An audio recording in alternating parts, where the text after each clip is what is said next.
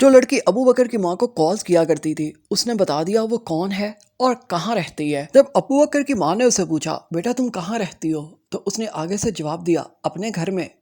ویسے تو ابو بکر اس ڈرامہ کے اندر بہت اچھا بچہ بنا ہوا ہے، ماں کو پورا اعتبار ہے اپنے بیٹے کے اوپر، لیکن جب وہ گھر آتا ہے تو ماں اس سے پوچھتی ہے یہ لڑکی ہمارے بارے میں اتنا کچھ کیسے جانتی ہے؟ یعنی ماں کو بھی شک ہو جاتا ہے ابو بکر کے اوپر کہ کہیں یہ رائتا ابو بکر کا ہی پھیلایا ہوا نہ ہو۔ لیکن پھر ابو بکر اپنی ماں کو یقین دلاتا ہے ماں میں اگر ذلیل ہوں گا تو صرف زریاب سے، آپ بالکل فکر نہ کرو، کیونکہ ابو بکر کو محبت ہونے والی ہے نا زریاب کے ساتھ۔ ادھر زریاب کے ماں باپ زامل کے ماں باپ سے کہتے ہیں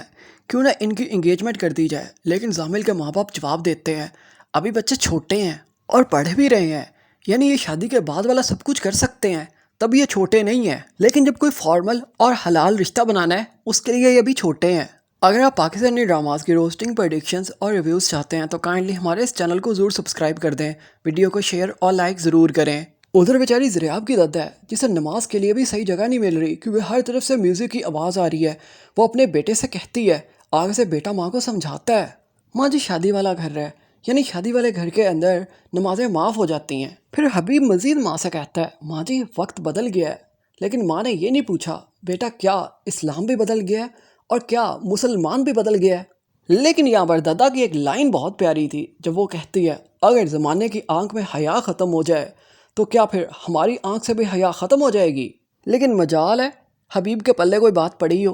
اوپر سے ابو بکر کی ماں کے اوپر بھی آفرین ہے، یہ لوگ اچھے سے بیہیو نہیں کرتے، ڈیل نہیں کرتے سوائے دادا کے،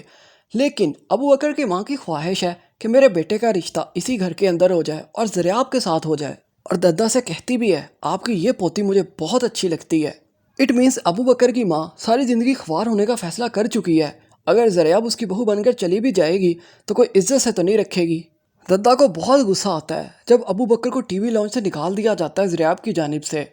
وہ کہتی ہے جا کر زریاب کو اگر ناچنا ہی تھا تو بعد میں ناچ لیتے،